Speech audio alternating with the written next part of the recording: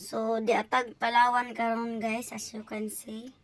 Salamat sa guard nga mo ay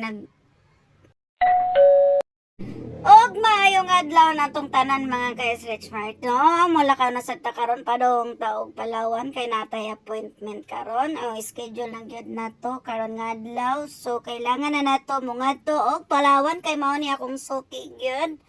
Palawan. So karon dai no mga ka-Stretch Mart no na gawas na ta.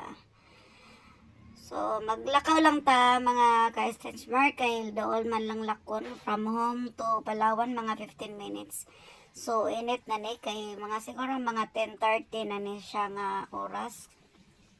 So, ning abot na ta naka-video clip lang ko gamay. Nako skilled no sa pultahan sa Palawan.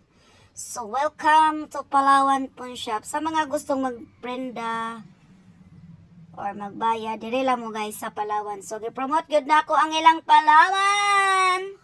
Palawan Pawn Shop. Oh, tamo 'di ba? Salamat kang Manong Guard kay Kuya Guard.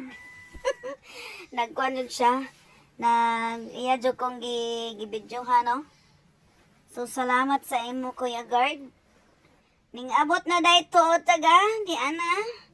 Abot na sa atong apartment. So God bless our home. Yan na, ning abot na nung. So, yun lang ang ating vlog for today.